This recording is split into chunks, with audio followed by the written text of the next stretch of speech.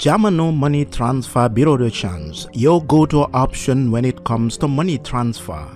With Jamano, you can send money from anywhere in the world to your family and loved ones in the Gambia and be sure the funds will be delivered to them within the shortest time possible.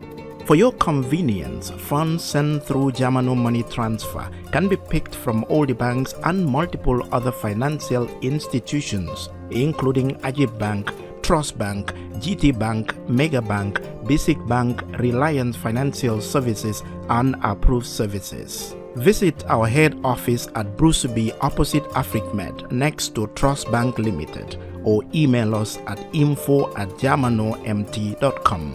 You can as well call us on 310-3050 or 310-3051 or yet still 733-0688.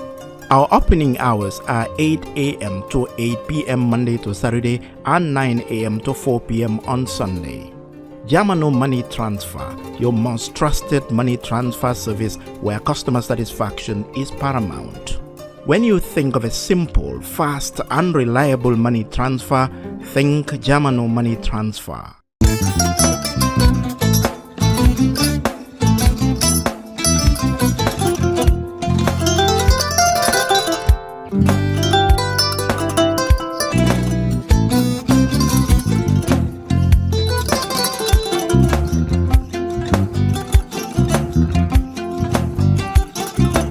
Agada ke mbijan aganya albaka mbaka important yo nga transfer la sto ya transfer la ha code nyinji okay portant nsila id soto sa soto sorry agada mbijan bro albaka mbaka bara alla service o tariya bare mo ki janna nun kunu bara tariya jannom yona forest de bureau gambia tonkon na no mbali ya bere birin koyna fo kato bari si kodo kino kato nim fo bolon labe 56 branches mola soto gambia jam ha gambia kono ani gambia bantala bankol nko kodo kiya bere kodo sifa fo falindiro fo nyaadi lafta memmen na kodi to poto nin kodi maraw jannom number 1 ti nyonta andum fana nata anoda enterprise sotale wolam nyindi ko domorol fana kol fana be firale de dadi man domorol dir fana beteata gambia dawda yalo ngam fa kendol sotale je wo moyo diat apelenta baraka ba ya lafta nyelan kendol e bina yalo bu kanila ko la baraka ba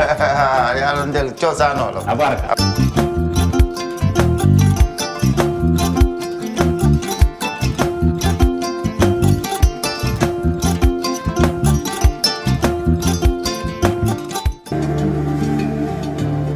Islamic microfinance is becoming an increasingly popular mechanism for poverty alleviation, especially for developing countries around the world.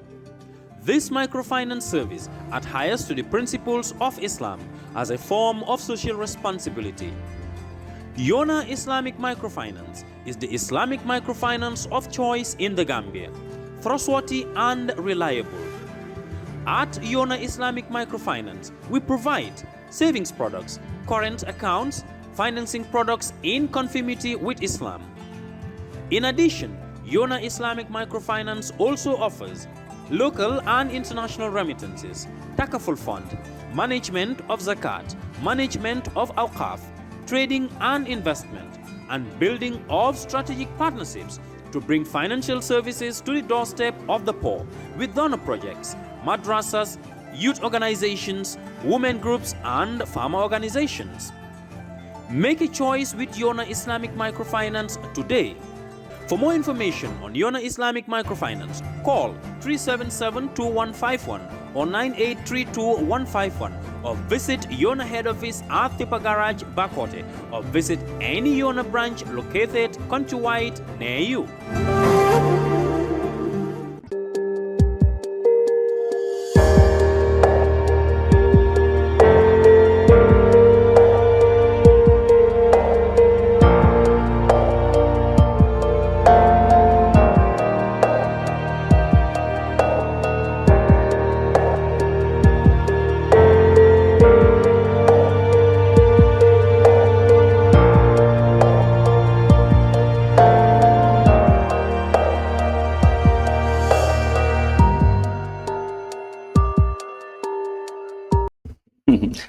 Hello and welcome to the Brunch on Kerfatu Live. I am Lavin Cham. Thank you very much for being with us. And if you had been following, of course, in the Ramadan week, wishing everybody a happy Ramadan. Well, the Ramadan is now past and we had Eid. I hope everybody had a good Eid. We are back with opinions, commentaries on current affairs. Now, over the last week, of course, you must have, if you've been following this channel, you must have been hearing so many issues from different personalities expressing opinion on different matters that happen in the country in the last few weeks or days. The brunch will continue. Today, I have in the studio the Honorable Saihou Mballow. He is advisor for the presidency. Mr. Mballow, welcome to the program. Thank you for having me. Good. All right. Mr. Mballow, of course, himself a great politician, having been in the diaspora and been in the opposition towards the Jammeh tyranny. Today, of course, he is a top member of the governing National People's Party, which you can say broke away, if you like, from the United Democratic Party. Mr. Mballow boasts of a huge lot of experience in politics. And today I will ask him about some of the opinions that have been expressed, example from members of the opposition and members of civic society, and indeed ordinary Gambians about events that happened in the last couple of days. Mr. Mballow, welcome once again. Now we are going straight to State House. The annual meet the Banjul elders, or the Banjul elders courtesy call on the presidency, we are told, is a long standing practice dating back even colonial times. It used to happen under Sadao Jawara, Yaya Jammeh, of course, and now President Adama Barrow. This one that happened on Sunday in Banjul was quite significant because of the fact that still now there is still a fallout of what the president said and what many people think about that. The president said, and I quote, that some people, religious leaders, he said, maybe imams in modern countries, they don't have the leeway to do their own sermons. This is normally dictated to them by the state. The president also took a swipe at journalists. He said there are journalists and journalists houses or media houses that specialize in only projecting negative things. All of this attracted backlash. But in your opinion, put us into context. Do you think the president was trying to intimidate the imams from not talking about pertinent issues? Because even as he spoke that day, even as he spoke on that day, 2 or 3 imams were, preaching and talking about issues that they think the president was not interested in hearing. So what do you think the president was talking about? Well, thank you very much, Mr. Cham, for having me today, Saturday, on your brunch program. Thank you. I mean, I always want to come and have a dialogue or discussion with Gambians. Yes. As democracy, press is part of, part of a good governance. Yes. You cannot have good governance without the press. That is very obvious. Indeed. If you want to have good governance, yeah, you must accommodate the press. That is what we believe. That is what His Excellency President Adama Barrow believes. That's why we have a lot of radio stations, a lot of television stations, a lot of newspapers is open. We have not closed any media house so far. Thank God, I am proud to say it here. Okay. Compared to what is happening or what has happened in the past in this country, I think everybody can agree with me. So, in the same vein, if the president would come out and say in some countries or in some instances, it has happened that before an imam carry out his sermon, it must be written and given to him. That is correct. In some countries. In some countries. He didn't name any country anyway. He didn't name any countries, but we know dictatorship, we know where it has happened. I mean, me as a special advisor on politics, and we are here to I am here to harmonize the relationship between our country and neighboring countries, and also other countries. And more so, today, our president, His Excellency President Adam Barrow, is the chair of the OIC. That is very important aspect. So it would not be proper for us to come, for me to come in the media, to come out and say, country X is doing this, country X is a dictator, country X, because today we are holding that chair.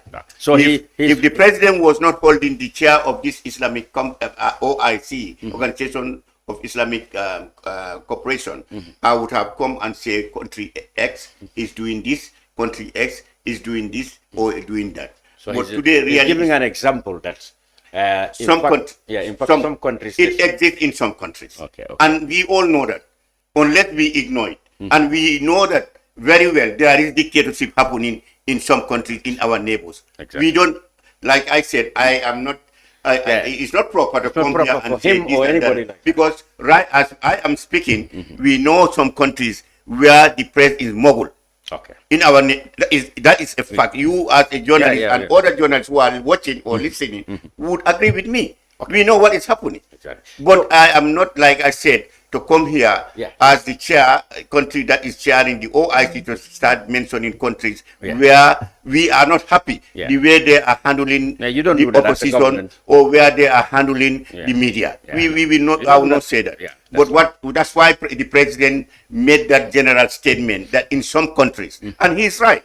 Okay, he's giving an example that in fact, there is total freedom for imams to preach in the country on any subject they like, because the background, the context being that in other countries you will not have that freedom. That's what he was trying to explain. That's what he was trying to explain. That the freedom, that the religious freedom that we have in this country, that exists in this country, does not exist in some countries, and that is the fact. That's what he was trying to express. Both him and the religious minister Hamad Ba alluded to the fact that some people, some imams, he said now, very few of them now, he said the situation has improved a lot, make it a habit of going into areas that they probably have no knowledge about. That is talking about government or about areas that they have no knowledge about.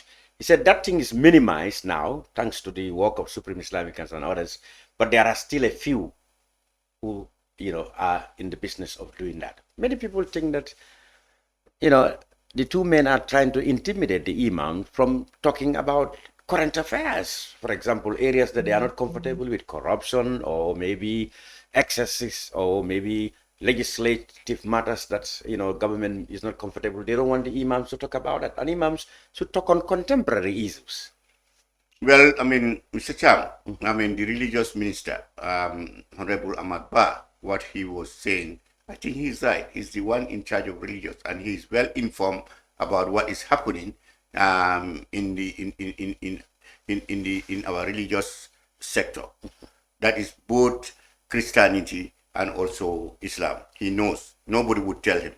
Nobody would say more than him, because he's meeting them, he's discussing with them, he's interacting, having interface with them. So he's the better person to come out with a statement like this, that some people are coming out with statement that is not in their area, and they don't have proper or correct information about what they are talking about. I think he's the right person, simply because we all know, Mr. Cham, when you said imam, we know what that means. You are you lead in the mosque. You are the people who lead prayers in the mosque. That's the title of an imam. It's true that for us religiously carrying, you have the right as the imam to tell people, to preach people about how to live in peace, how to respect each other, how also to obey the rules and regulation of Islam, that is praying. That is your responsibility. And also you have the right to tell people not to steal, like corruption, all those areas. Nobody has any issue with them. But now, according to what we are witnessing in some instances, some people will go into politics. into politics even, enter into politics, discourse about politics, which is not their area. If you are respected by all the religion, how do they do? Do they favor one political argument, or do they favor one political argument than the other, which is very wrong. There is nothing like being balanced, fair and balanced. If they are fair and balanced in their discourse or in their preaching, that is okay for everybody. But normally they But you as an imam, whereby you are expected to lead the prayers, your followers could be, ruling party, MPP, NCP, UDP, GDC, and imam is expected to lead all these people, all these followers. That's why we expect imams to be free, to be fair and balanced. But if you are favoring one side of the political sector, that is another thing. What about if they attack injustice, corruption, favoritism, waste of resources, cost of living, inequalities? They talk about this in their mosque, in their sermons.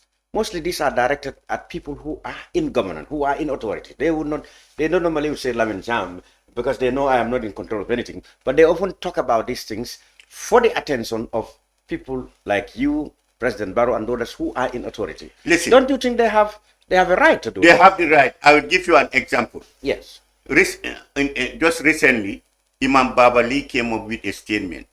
That was very appropriate. Babali's statement was very appropriate. Yeah. When he mentioned and he gave example. Yes.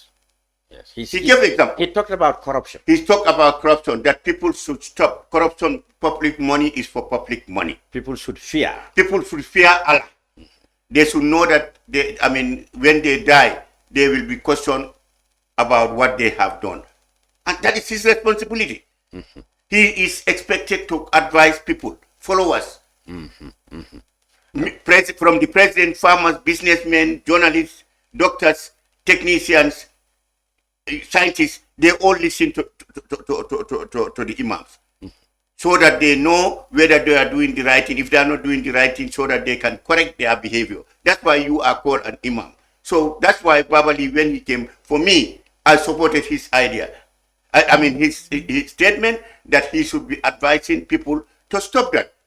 Taking funds that are meant for public consumption. One person, you take it and you go and build your house, or you go and do something. Babali said your government did not do much in fighting that. He cited only one example. He cited one example and he gave an example. He said since then, he mentioned cases. And he has the right. But according to him, he has the right. He has the right to mention. He said it's only one person. That is Banja. Because when he mentioned fishery, he didn't mention Banja, but he mentioned the one in fishery. Yeah, fisheries. Fisheries. Yeah. I think that if I can recall, correct me if I am wrong. Yeah, that's what he said. But he mentioned when I was listening to him, he said it's only one case that was convicted. He said not. That means he said your government did not do much in fighting. Yeah, and for us, it is our responsibility now to come and also say what we are doing, so that Babali would know and other people who are listening would know that we are also doing our utmost best to stop corruption. How? To fight corruption. How are you doing this? How are we doing this? Right now, as we are, as I am talking, there are cases in the police department, in the Inspector General of Police table, cases that are under investigation. Wow. That is the Ministry of Health. We all know. Yeah. What is on trial? In fact, there's such officer. Some of those permanent secretary, I don't know, permanent secretary or MDs are on. They are going through trial. Their trials are ongoing. Indeed, yes. We all know that. Is that not fighting? Also, other cases like Port Authority, investigation is on. When the investigation is done by the right thing to do is for the inspector, the police to go and do the investigation and hand it over to the Attorney General and Ministry of Justice for prosecution, for analysis. When they proceed into courts, they go ahead. But if not, what is the essence? Mr. Cham, for government just to take somebody who is accused of corruption, you take him to the court only to lose the case. only that they said there are other matters that really should be investigated, but they are not. They cannot tell us which matters. We can tell you that all the cases, allegations that has come to our attention are under investigation with the police. We will raise a red flag, and the police would see it. We'll go after that case. There have been adverse, reports on auditors which recommended police investigations in many high places, but that has not been done. Police, they might not know. Might be what they expect us to do is any case that is referred to the police, for us to come and say we have referred so and so case to the police. Government don't do that. Well, that's what happened in the case of IEC. We don't do that. When a red flag is raised, we alert the police and they go into investigation. They start questioning people who are named in that allegation. That's what we are doing, and that's what the police are doing. Unless that is completed, we cannot come out to the public be saying that, okay, the police are investigating Mr. X, the police are investigating Mrs. X. No, we keep quiet and we allow them to do that. Because if you do that, that means you are inviting interference immediately.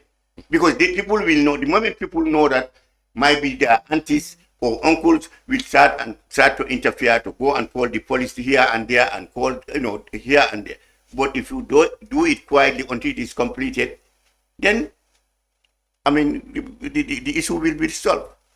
At the same ceremony, the president and of course some of the ministers alluded to the fact that rice is now very, very, very, very, reasonable in terms of price, and one can get a bag of rice between $1,700 to $1,900. People have come out and said, no, the cheapest rice they can get, even that from jar rice that the authorities have been talking about, is about $2,000 or something. Did somebody misinform the government that price of rice is that cheap? It's not a matter of information. You see, this, Mr. Cham, we have a free market here in this country. Yes, I think you can agree with me. Yes. During the Ramadan, I have bought sugar. Let me tell you that I can comfortably tell you, I bought bag of sugar for 2,700. I went to a store, 2,600. I went to an other store, I got it for 2,500. You understand? I went to an other place, I bought it for 2,400, giving it to people. Yeah, I know. People that deserve to be helped. Good question. People that I know. So that also can tell you that we have a free market. The rice also, I will tell you, rice, I have bought rice here, 2,250. I have bought rice, 2,200. I have bought rice, 2,000. I have bought rice, 1,900 in this country. But not 1,700. Well, it depends on who is selling that. It depends on that person. That's why I said it's a free market. The president is very right. If somebody tells him that me right now I'm helping people, or somebody is helping people somewhere, is selling it even 1,700, 1,800 during the Ramadan, he is correct to say that because it's free market. You cannot dispel that. You cannot, if you want to offer at least a favor for Gambians during the month of Ramadan, who will stop you? Not. As a businessman. I have just given you an example. Honest to God, honest to Muhammad. I bought sugar. People came to me. I said, wait. I went out there and I bought sugar for 2,600, 2,700, 2,500. I was surprised. The same country. Same country and the same area here, within Serekunda and Banjul. So I'm telling you this. So in the name of free markets, everybody can do things, yes. and the government will sit down. Because we don't have price control yet. We don't have price control yet. And you don't want to have it? No, I cannot say, that's not my area to say I'm going to implement it tomorrow. But what I'm saying is, what I can comfortably tell you is this country don't have a price control whereby everybody is forced to sell this price. The government went out of its way to help some companies Yes. with foreign exchange, to facilitate so that they can access foreign exchange. In the name of providing or importing essential goods. government did that, according to explanation, to ensure that people get the goods supply uninterruptedly. One would assume that those kind of businesses, and it's curious that some of those businesses are not even known to be in the essential commodity business, but they still equally got the money. One would have thought that in times like this, those people will be available and sell these commodities at reasonable prices to the people. Well, that is what is expected. I mean, Mr. Cham, that is what is expected from the business community. But like I said, unless there is something put in place, there is a benchmark on issues or on prices, it is very difficult to control businessmen to say that this is everybody should work on this or everybody should sell on this price. This is what is happening. Even go to the market right now, go to Serekunda market, and you ask for potatoes. Potatoes that are farmed in this country, you get them different prices. Go to the market here, Serekunda market, and ask for onion. Onions are farmed, we have gardens now all over. You will get a different prices from people. I am telling you this because for me, I am somebody who want to be very free. I go to the market. I don't want to be accompanied by any. Just go like any ordinary. Go and see what is happening. Go and buy people. Sometimes people recognize me. Yeah, this is. I don't want to be recognized even. I want to go like anybody, enter into places, see for myself, so that nobody would misinform me. And that's me. And what you have discovered in the market, you must admit that cost of living is very expensive. Cost of living is very expensive. Not only here, cost of living is very expensive everywhere right now. During the UN General Assembly, I was in New York. I used to live in New York. Yeah. When I went to New York, when this moment I started asking for prices, I was surprised. I said, "How comes we used to buy this thing here, this price here, and now it has skyrocketed? It's everywhere." Yeah, but then the point is what governments, authorities do to alleviate that. And also, let me tell you, there are reasons that are contributing to that. We all know this Israel, the Palestinian war going on, the Ukrainian-Russia war. Yes. We know the ships. Right now, there are areas that the ships are trying to avoid even to reach here. Do you know that? Because you don't want to be bombed. You don't want them to think that you are carrying ammunition or doing something. You are involved in other things. So that is also hampering their routes. So for us as a third world country, that we automatically are affected by that. If you are to go to Senegal now, prices of basic commodities have been significantly reduced in the markets now. And it's the same markets, the same supply chain factors, but it's been said that the Senegalese government went its way to get down to the sources and intervene in such a way that the market's now saturated with basic commodities, so that people know, traders have no now incentive. In fact, they don't even have any leeway to be able to increase prices of basic commodities. What have your government done in that area? Well, that's what in the recent past, I heard about it. I don't know. I have not gone to Senegal yet. But you had a story. But I'm hearing people saying that. Yeah. But at the same time, I'm seeing people from Senegal coming here telling us that it is cheaper to buy certain commodities in the Gambia than in Senegal. That has always been the case, yes. I have seen that. People are coming. I am from Upper River region. I always go to Upper River region. I have seen people coming from the Casamance, from Senegal, coming to buy commodities in Basse because it's cheaper than the commodities in Senegal. Even today. So if somebody is making people to believe that all the commodities in Senegal are cheaper, that's not correct. I can comfortably tell you that it's not correct. Yes. Okay. At the same ceremony there, the president went out of his way to attack the press, so to speak. He said there are journalists or press houses in this country who are specialized in reporting negativities and not positive things, highlighting what the government's done. He said they're only interested in setting the country on fire. Many people felt that the president has really been very unfair with the press, attributing or, liking them to people who wants to light the country on fire. I mean, we have watched this kind of film before under President President Jammeh. I mean, he always go on his way to attack the press. They are illegitimate sons of Africa. Every opportunity he has, lambasted. Don't listen to them. Don't buy their papers. They are illegitimate sons of Africa.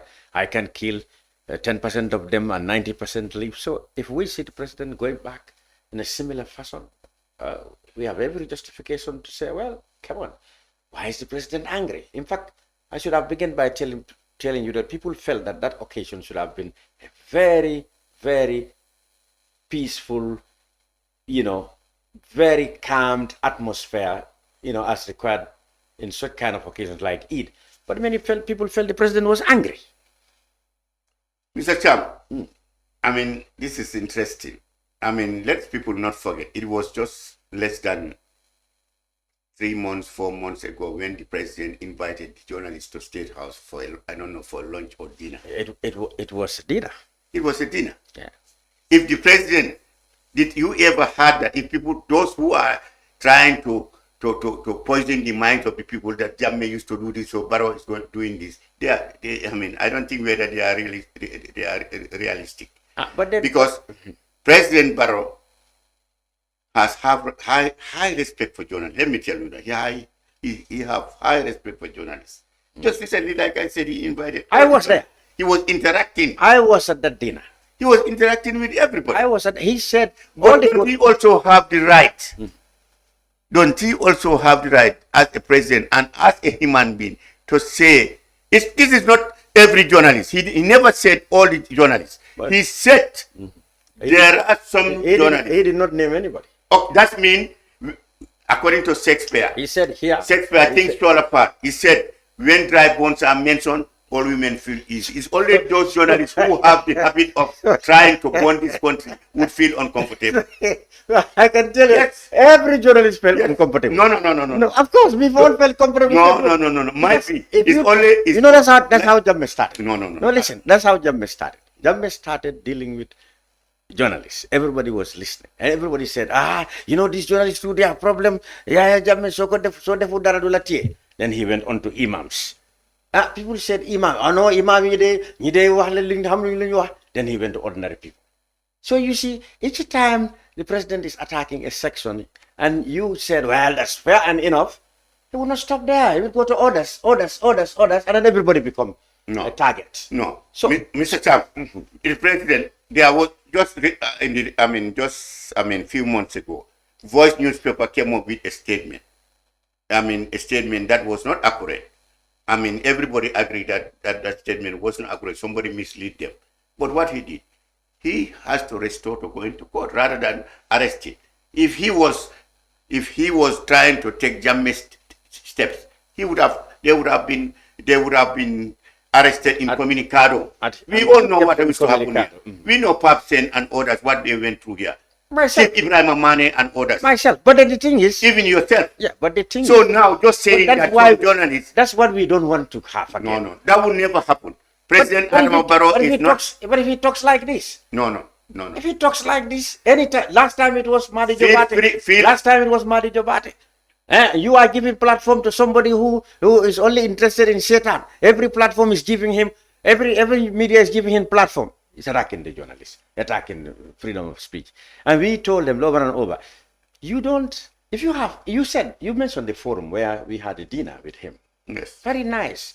If he has concerns, he can call you, Saihou Mballow, and say, look, I have beginning to have concern about some of the way the reportage is coming on. Why don't you call these people, the GPU, the Media Council, and let's see, since we now have a channel of communication, we sit down and express my concern. But if he goes to a public platform, the president, and you said you denounce people, denounce their profession, come on. No, but don't generalize. Don't generalize. He has never said all the journalists. He said, he was specific. In fact, that some. But who are they? Some. Where is the specificity? We don't know. That means that's why I quoted things fall apart. It could be like I said when dry bones are mentioned, I throw my hat. Whoever picked it, it's yours. That's what he did. It was unnecessary. He could have. Most of the journalists are doing wonderful. They are comfortable. He's not referring to Well, them. who are they? But the journalists who have the habit, who have the intention of triggering violence, those are the people who own that statement, and they should be uncomfortable. Who are those? They know themselves. It's a heart that he has thrown. Anybody who pick it is yours. Okay. But be comfortable. It's not you. As long as you No, are I don't know. It could have been me. if you have the habit, you have the intention. If you have the intention, then take it. I don't have it. I don't have it. Again, be comfortable. President is not referring to those who want to maintain peace and stability in this country. But it would have been. Be comfortable. But those who are trying to trigger violence, they should take it. But you Jamaican journalists, journalists don't have No, the way we tell. No, but wait. Some journalists. You are a journalist. You can tell me a country where a journalist sparked violence and a lot of people died. You know that. Of course. So that's why when he said this, those people who have that intention should be careful, should be mindful of what they are doing. Yes. So you mean you don't see this as an attack on the press? No, not the attack on the press. Honest to God. This is not an attack on the press. And he maintained what he said some. And those people should know themselves and identify themselves. Feel free. As long as you don't have the habit and the intention of triggering violence in this country, the statement do not belong to you. He's trying to. But if you have that at the back of your mind that you want to instigate people for violence, if you want to bring problems, if you want to castigate people unfairly, then that is yours. You think all these are not intimidating tactics that he's using to silence the imams and the journalists from criticizing or never. Journalists are free to write as long as they are writing correctly. They are writing what they know, what is happening, current issues. They are free to do it. We believe democracy. We believe in working with it. It's a branch of government. That's what we believe. We accommodate the journalists because we are also picking something, knowing about things through the media. Indeed. We will not get that information. Somebody will not come and tell me, Saihou Mballow, some civil servant, Mr. X is doing this or is doing this corrupt. No, who will tell me that? Nobody. But through the press, we know about it. Look at Cisse. Look at Cisse, that Baba Cisse, who came to the media throughout talking about his son.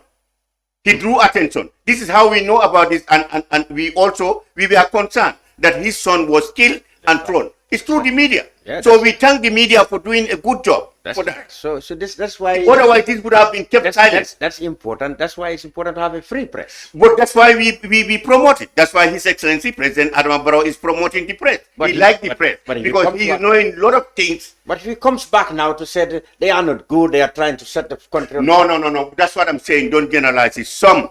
Well, you have some elements. Say who? No. You just say journalists. Some journalists are here, some are abroad. No, all what they do is to portray negative things and set the country alight. If you accuse people of setting the country alight, that's very serious. Look at President Trump. President Trump, sometimes he liked the journalists. He worked with journalists, but sometimes don't you see, even during his press conferences, how he deal with some journalists? Absolutely. Of course, but not everybody. But he worked with some journalists very comfortably. He worked with them nicely. But whom he feel these people are up to no good. They're trying to trigger this unity. Those are the journalists that he would pinpoint. Yeah, but at least he has a forum where all of them come and ask questions. That if he doesn't like your question or doesn't like he kick you out. No, he pick quarrel with you. Yes. But we don't. In the first place, we don't have that forum with Barrow. We don't see him until when he comes out public to address something. He hardly come now to address journalists only on issues. That never happened now for a long time. Well, that is, I mean, he used to have it, isn't it? Yes, he stopped it. Well, if you don't, might be due to lack of time. Yes, a lot of time. He was in the streets and everywhere. Like he could have just organized a press conference just one hour. He could have done it. He was very good at it at the beginning. Going to visit his farms. That is among the itineraries that he has. But that would take longer than a press conference. Press conference can be in 1 hour. He was very good at it. He was talking to 10 press a day. I remember nearly 10 press in a week. Yes. He stopped it.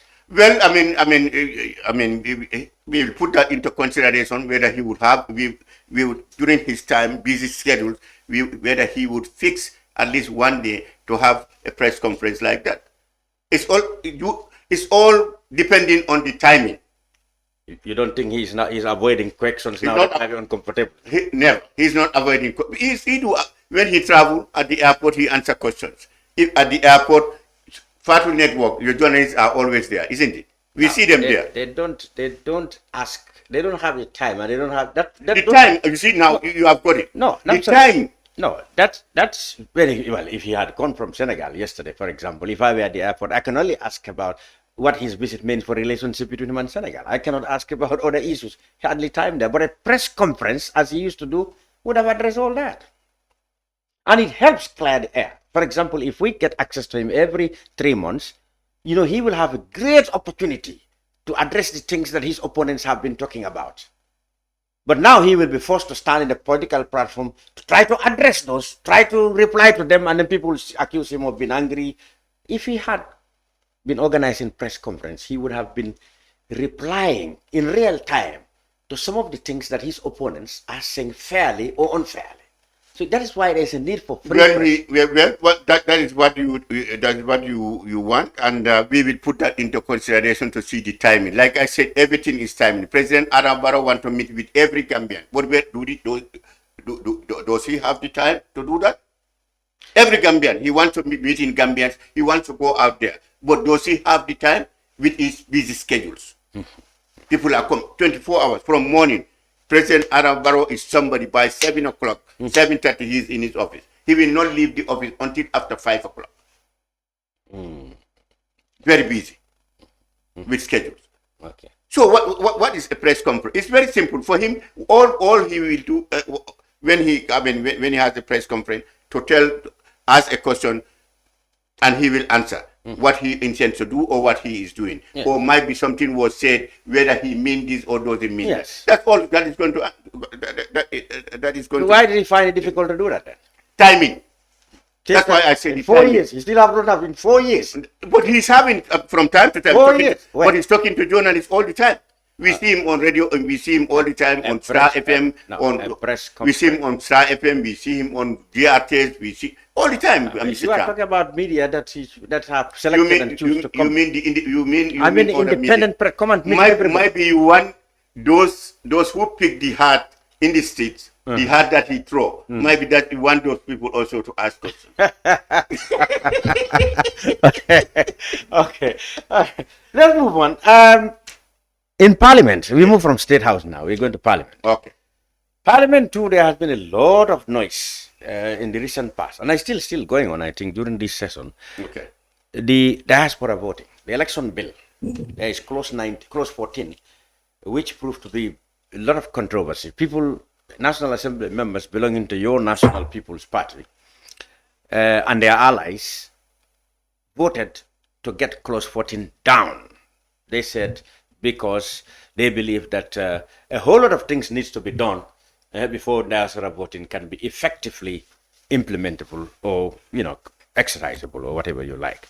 But people have come to say it is a reflection of the government's unwillingness to give the votes to the diaspora, simply because you fear the diaspora comprised of people who are very sophisticated, very knowledgeable on issues.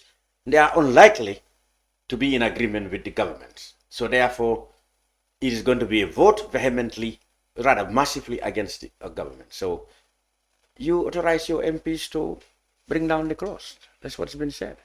Okay. Thank you. I think about 2 weeks ago, I came out. I was interviewed by Umar Ba of Standard on this issue, and I made it very clear that the president and the MPP government wants the diaspora to be registered and vote.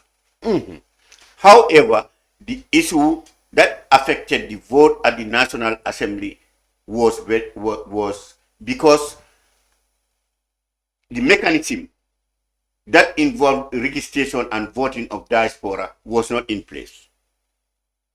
That is why the National Assembly members our MPP decided to vote it out until that is put in place according to the IEC should put that in place. You are registering. What they argue was They have no problem. I spoke to a lot of MPP members, National Assembly members. They have no problem with that because they have families. Remember, people are thinking that according to a statement, that when there is voting, maybe we fear that they will not support us, they will not vote. That is not correct.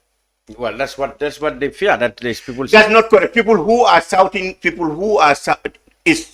they have the right. We have opposition or people who are critics to us who are diaspora. That is their right and they are citizens. We welcome that and we have no problem with that. We have no issue with that. They are Gambians. They have the right to criticize us, people in government. That is their right. And we agree with that. But let me tell you also, in the same vein, we have people who support us, who like what the president is doing, what MPP is doing in this country, the democracy that is existing today in this country. They support it and they will vote for it. Majority in the outside in the diaspora. So those who are propagating that MPP fear that when there is voter outside, that is baseless. I can comfortably tell you that. So when we go and when there is election or registration outside, the people, we will defeat the opposition in many countries. In Senegal, we will defeat them. In Guinea-Conakry, we will defeat them. In Guinea-Bissau, we will defeat them. In New York City, we will defeat them. In other areas like France, Paris, we will defeat them. Why should we fear? But then the mechanism has to be put in place. But Mr. Cham. But the thing is, the law has to be there first before the IEC could do. If you bring down the law, you are telling IEC to fold their arms. Why not leave the law there and then the IEC or whoever is organizing that do their own work? But if you bring down the law, you are telling the IEC, forget it. We are not interested in this. No. We are saying, you heard about what the Minister of Justice said. He said now. He said IEC has to put that in. He seemed to have a change of heart after the back. No. Because the parliamentarian, after putting it was the minister who put it. Remember, this bill didn't come by itself. It was brought there. Who brought it?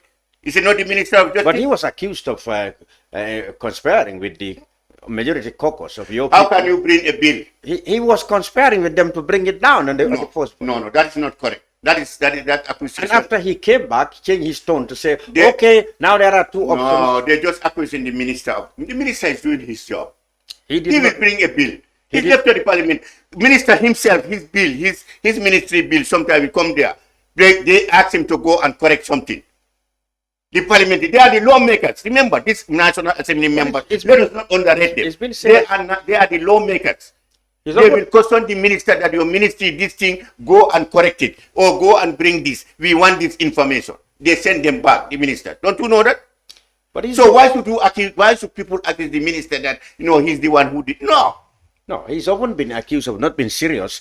No, he's very serious. Not being serious in defending legislation that his government is not interested in. No. That's, for example, the Constitution of 2020.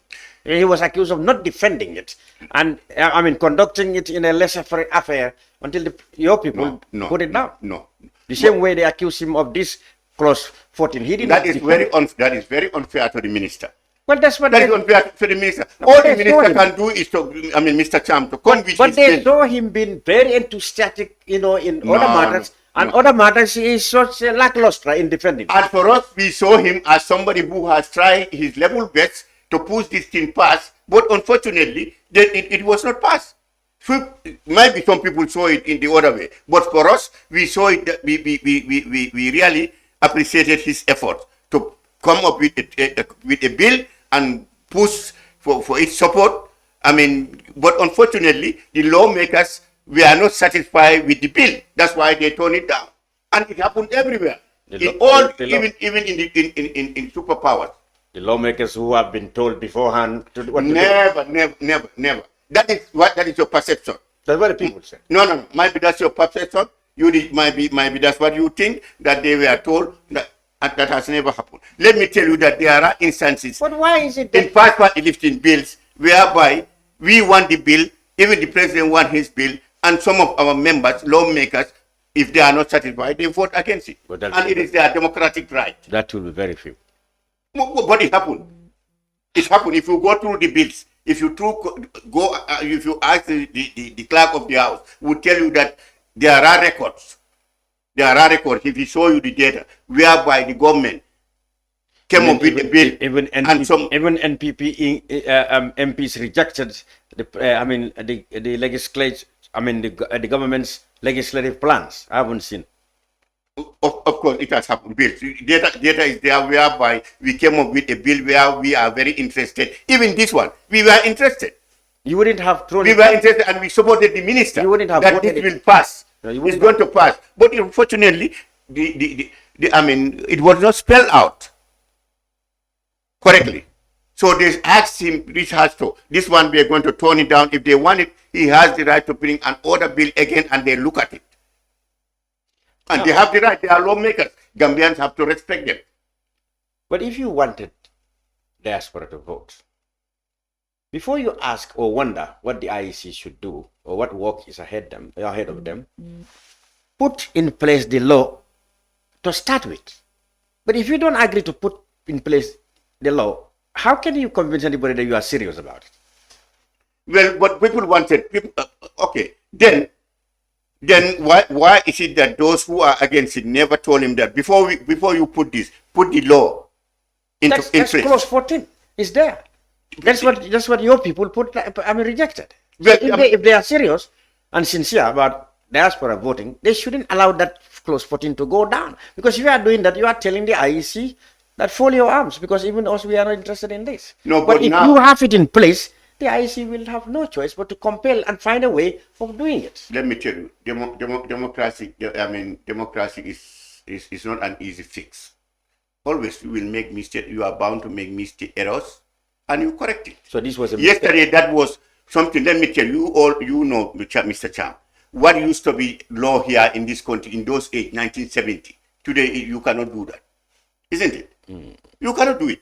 What people used to practice here, 1965, 1970, 1978, today you cannot do that. It's illegal. And what people are free to do today, yesterday it was illegal, isn't it?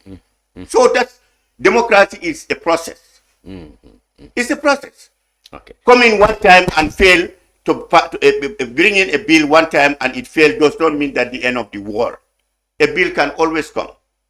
Constitutions are not Bibles. They are not Quran. They are bound to be changed. People have to know that. We had 1970 Constitution. Where is it now? It's gone. Today we have 1997 Constitution. It's going to go. It's going to be history in this country. We're going to have, because it's a Constitution is a generational thing. What the generation needs, that is what is going to be applied. That's what is going to be applied. Okay. Still on the election bill, the issue about the Alkalos and Saihou attestation came up, the debates, and again, your people are very much against taking it out.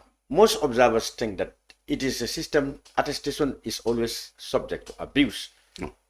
Because what happens is politicians, mostly with money or influence over the Alkalos and the Saihou, will coerce them, to attestate people who are not eligible to vote. People believe that most of these allegations about ineligible voters come from this attestation.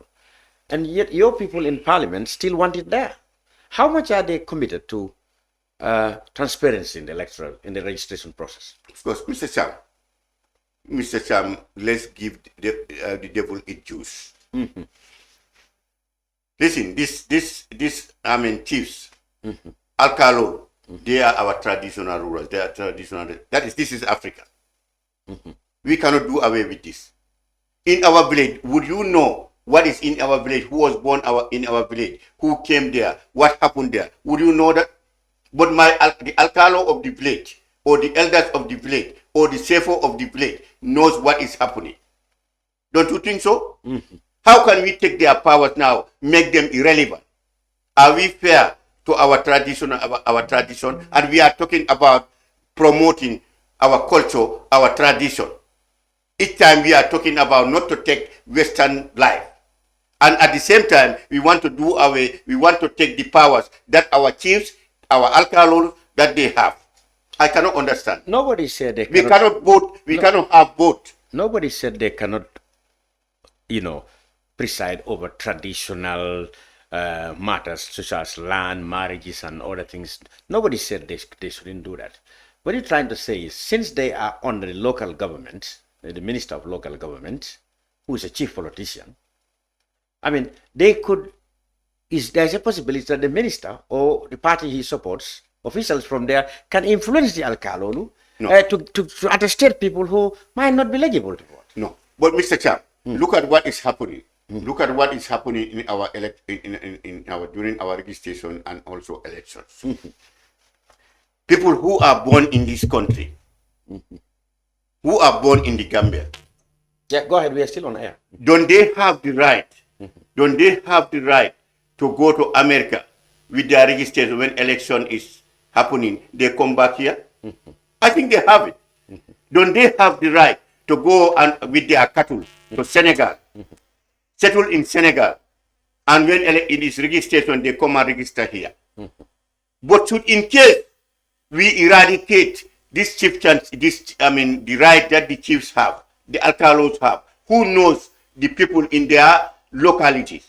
If we eradicate and take that out, would the minister know whether Mr. Cham was born in Sarakunda and then he moved with his cattle to Senegal, to Kaulak, and they are with his kids? They were all born in Sarakunda, but now they are settled in Kaulak, but they come back and register. It's only the Alkalo or the chief who can tell us that. If you take that power, the minister, as the minister, will I know that? As a registering officer, would he know that? Then he would be disqualifying Gambians from violating their rights, their civil right to register and also to vote. This is why it is very important.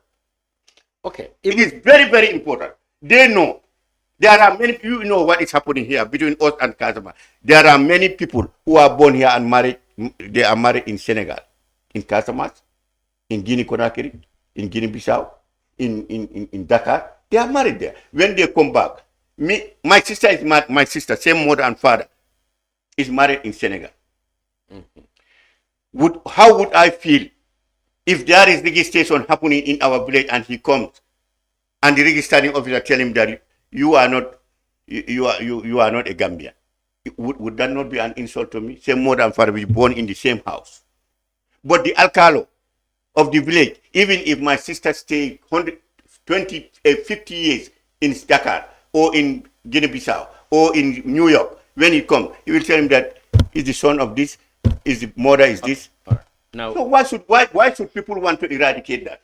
3 years ago, again, I'm talking about the possibility and all our concern, all of us, our concern for transparent election and registration process and the protection that we should for Gambian documents falling into hands that are not Gambians. There are two examples I'll give. 2 years ago, a Senegalese National Assembly member from Casamance, Yes. neighboring Gambia, said, he told the Senegalese Interior Ministry officials that they wanted registration or ID card issuance post in their area rather than going to Dakar to apply for ID cards. It is too far, transportation is and accommodation and stuff like that. They want it in their area. He said if the government didn't do that, the Senegalese government, all of them, that is all of his people around there, will become Gambians. Because they go to Gambia, almost everybody there has a Gambian ID card. He said it's very easy to get Gambian ID cards, especially during their election campaigns. That's how the MP Duffy said. But if you know that statement was changed. He was changed changed. to say what? It was changed to say he didn't mean that. But he said it already. He corrected. Yes, but I remember that when he made this statement, it was followed by a question by journalists and he was pressed. Then he corrected it. He did not. He said he didn't put it that. It's not that. It doesn't mean it that way. But that's he said. Yeah, that's what I'm telling you. Okay. But I don't know where he made an error. But he corrected. He said what he said originally was not correct.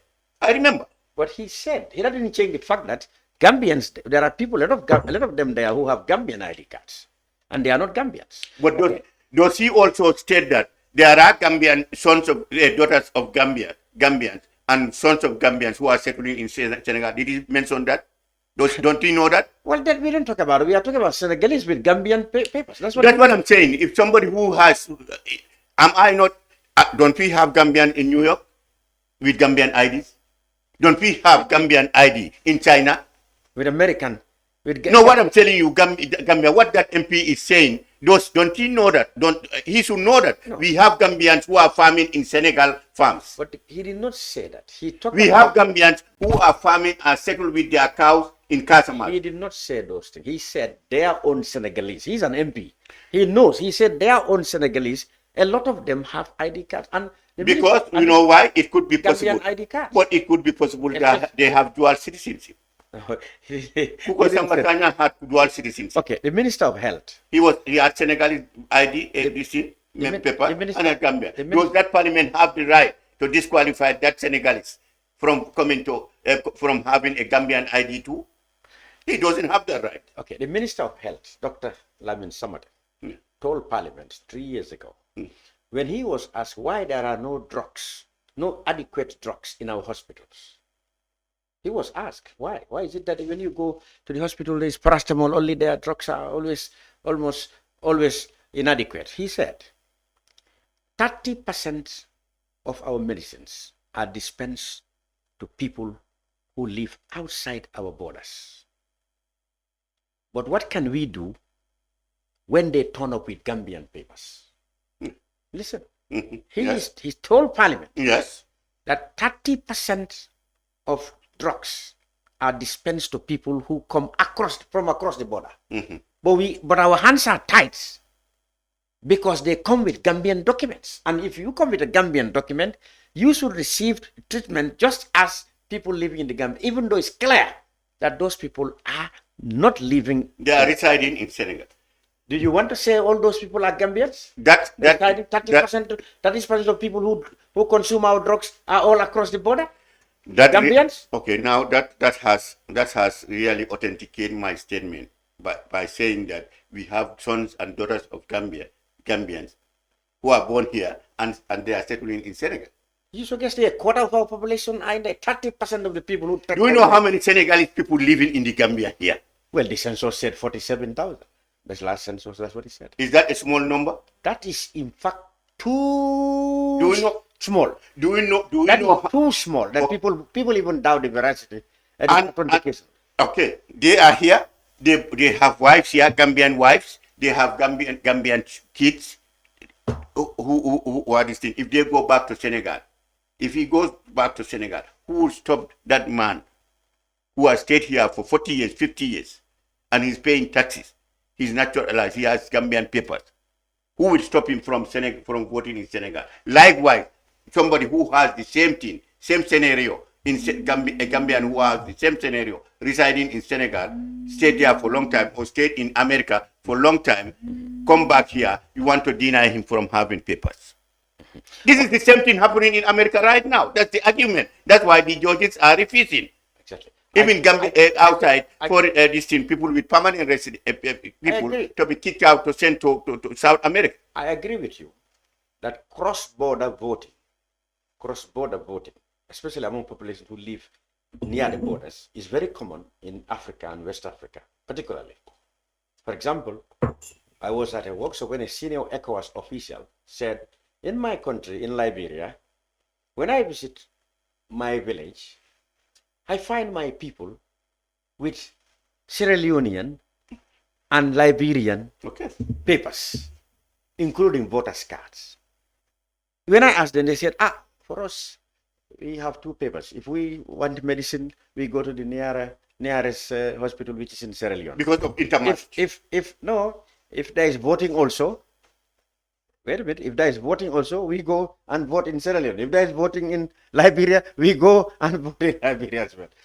So I agree with you that this exists, not only the Gambia, but it's difficult. But listen, it is often the politicians who are accused, because of political gains or political reasons, of rampantly, giving access to non-citizens so as to come and vote for them. How should it be our concern as politicians and citizens alike to minimize this by removing Alkalos attestation so that anybody who wants Gambian citizenship should definitely appear before the authorities, immigration in this case, to be ascertained whether they are Gambians. I mean, Mr. Chang, to be honest, it would be very unfair. Very unfair. It's a violation of the rights of the Alkalos, who have the right, the traditional rights to identify people who are born in their localities. If we do that, that is a serious violation. They have the right to take government to court. That I am an Alkalo in my village. My village is almost 100 years. People are here, people born here are coming back here. People who are coming here with their registration papers to tell them that they are not Gambians. Is that not a serious issue? That is more serious than what you're talking about here. Okay. Because how would I feel if my brother, same mother and father, come back from America with his paper? He come to our village to register. During our registration finds him there. He say he want to register. They say you are not a Gambian. No. He feel insulted. The family feel insulted. Yeah. Or somebody coming from Senegal. You are living in Kernderi area, Farafenni Kernderi area there, just by the border. You come to get your registration. You are married there. You come and register. They say you are not a Gambian, and all your brothers are there. Your sisters are there. Your house is there. You were aware during the time of Jammeh, allegations and claims that tens of thousands come from Casamas, come and vote in the Gambia. They are normally camped at hotels. In fact, Jammeh did it openly, so visible that he was not hiding anything. People come to the Gambia. If people come to Gambia and they are Gambians, they will more logically go to their houses. Houses of their relatives. But Gambians lodge in hotels. People come from Senegal and they lodge in hotels, purposely to come and vote. Are they Gambians? Could they be Gambians? If your sister in Senegal comes from Senegal, he will come to your house in Manja. Exactly. He will not go to a hotel. Okay, but if they are camping in hotels, but I mean, is that not what we are correcting now? If you are correcting is that not people bringing people in buses or bringing people and lodge them in hotels? That's not what we're talking about here today. But what is the difference with bringing all those who are coming have place to stay in their villages right now? The people who are coming, they will tell you. If you ask them, they will tell me that's my mom, that's my uncle, that's my aunt. In those areas, they stay there, they lodge there with their families. They get their register, they go to their village where they are settled, they are married. That is what is happening. That is unlike what you are talking about here. Bringing tons and tons of buses and they stay in hotels. They don't know anybody. They have nowhere to stay. That is a different scenario. You cannot compare that with what is happening now. Right now, what we are trying to do is to... You mean not seeing them lodge in hotels does not mean they could also have other forms of lodging.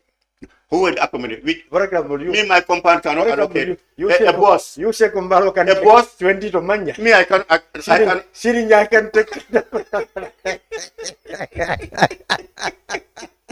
Even in Jimara, in my village in Jimara, we cannot accommodate a boss. Maybe we don't have those houses. You know, full of villages. We cannot accommodate a boss in our village.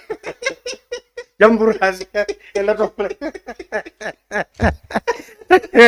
anyway, we can only accommodate our family members who are married in Casamance or in Senegal, or who came from, might be in America or came from Germany or Spain. They come back, they stay in the village. Okay. But bosses, we don't have those houses to accommodate. Okay. Now let's go to the Constitution. You know, the minister he doesn't want the word withdraw. He rescheduled the proceedings on the Constitution until the next session, that is June. Yes.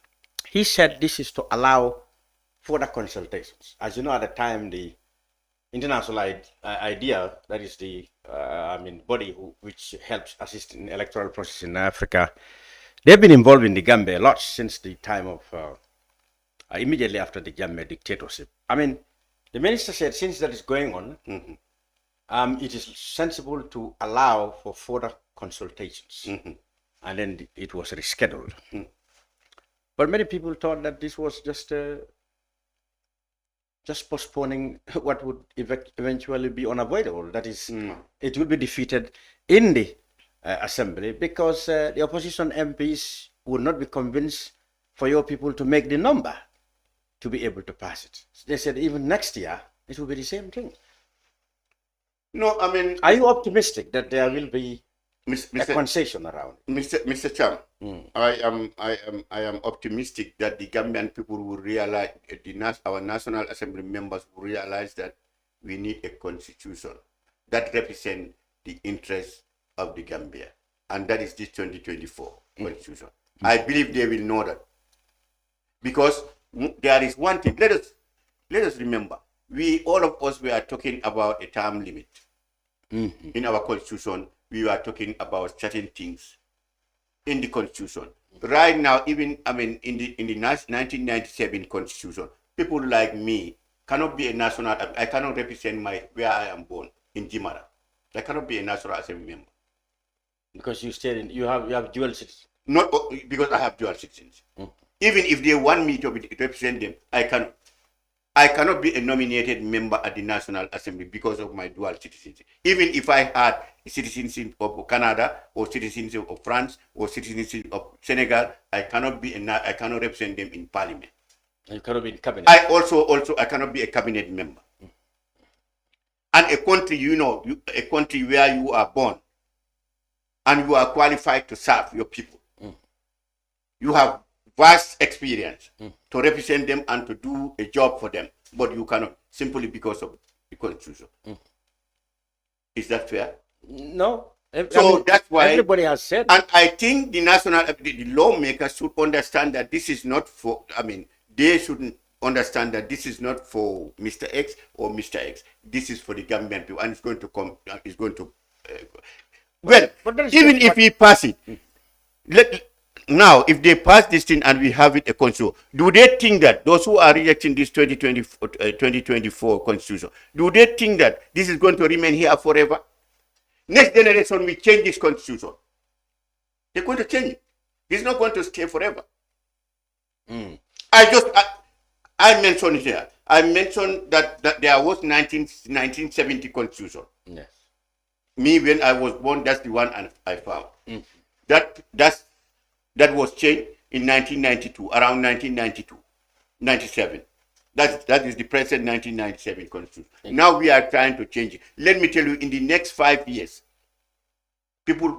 generation would change, their ideas would change, their liking would change. They would call for changing of this constitution again. Okay, but so that's why not we have this thing for right now, for everybody, whereby we know now it is in our books. It is in the supreme law of this country that a president would serve for 2 terms, and so is in the constitution, and so is in our constitution. Again, we move to the next step. Okay. I think good thinkers, this is how they think, this is how they see things. I agree that they don't see it for themselves. They see it for the generation coming. Okay. Who knows who will die tomorrow? Do I know? I agree that the issue of term limit is a problem there. But it's not only that. You see, many people have realized that the 2020 draft, which in fact came as a result of far more consultative process than this one, it has envisaged very good control in terms of the powers of the executive, the president, for example. But in this one, 2024, excessive powers have been given to the president. Accountability. Example, a clause which says that before coming and after leaving office, you have to declare your assets, have been removed in this one. Let's deal with that now. If a government is serious about accountability, why would you object to not declare your asset after serving in the office? Well, Mr. Cham, what is in the constitution is more than that. No, but that's one aspect. Are people targeting the president? No. Are those who are rejecting this thing only seeing targeting the president? That's not the only. Let us look at all of things. The democratic setup that is in the constitution. Not the freedom of speech, freedom of the media, and other things that are within the constitution. Let them look at that also. Is that tampered Or is that not there? That is more important than one person, one figure. There's not only one You person. see, the problem is There's not only one person. People want to politicize everything. That is why this country, we are having problem even with the constitution. No, you see, most people think, most people, not you and your government, most people think that 2021 was more progressive. The 2021 is more progressive. It gave liberties, guarantees. That was 2020. Yeah, it gave liberties, more guarantees for civil liberties than the one you brought in 2024. That's why the argument is. No, other people thinks otherwise. The other people thought that that one was not representing the interest of the majority. It was just the elite, Gambian elite, who went and wrote. Even they didn't, what they wanted didn't reflect in that 2020 constitution. Okay. So that's why. Okay. For example, in 2020, the executive said they had a cabinet, they have a position paper which says to say that the term of the sitting president should be counted as a term on the day this constitution comes to power is unfair to the sitting president. That could be Adama or could be anybody. They said that was unfair. Today, a few days ago, I had a very powerful supporter, sympathizer to that in Mama Kande. I don't know whether you followed. Mama Kande said a few days ago that yes, Barrow or whoever was president at that time was right to say that that constitution is going to be discriminatory. He said perhaps it is better now that, you know, the term limit, the way it is in this 24 is better than the one before.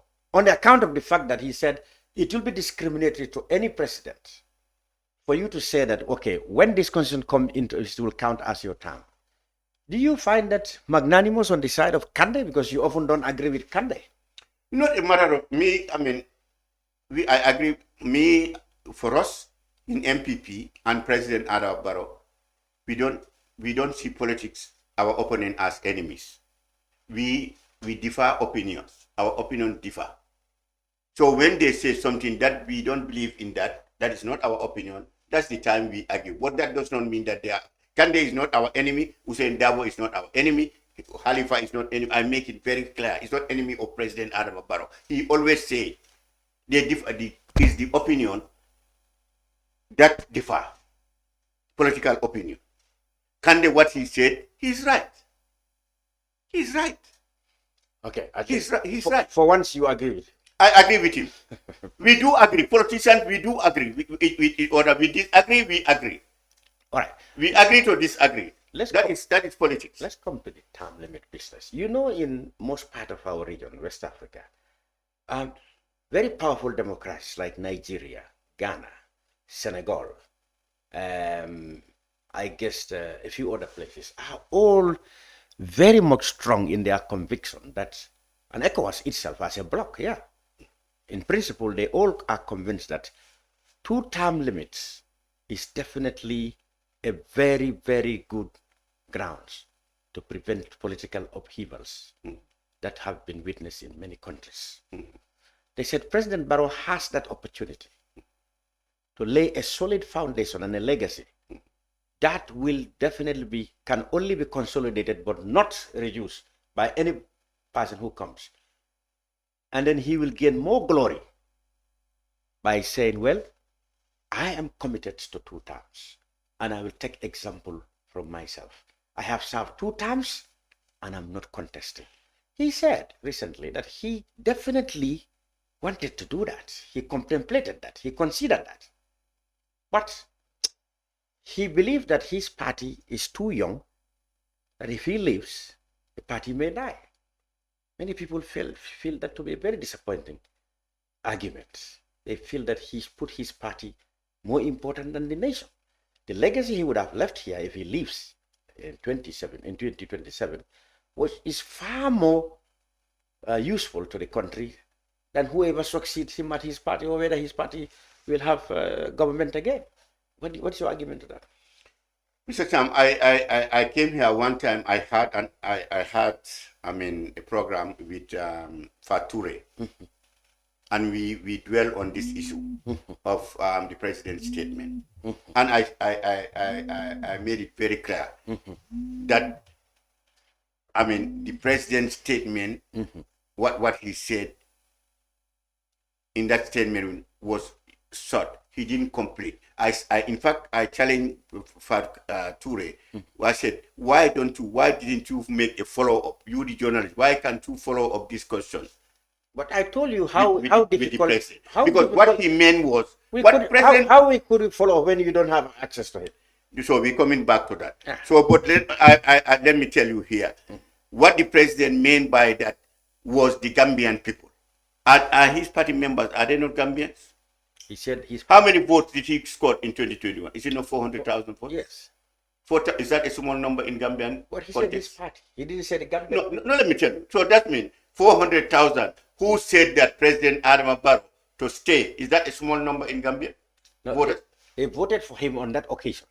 No. But on this But occasion, also they want him to be leader, to lead. Nobody's sure They that. want him to be lead. Nobody's sure that 400, all that 400,000 still want him to lead.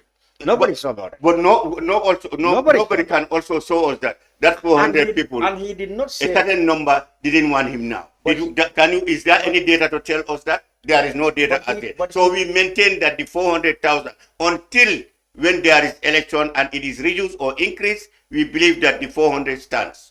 That they want President Adama Barrow to be there. And President Adama Barrow also went throughout the country. I was with him. The president called for that.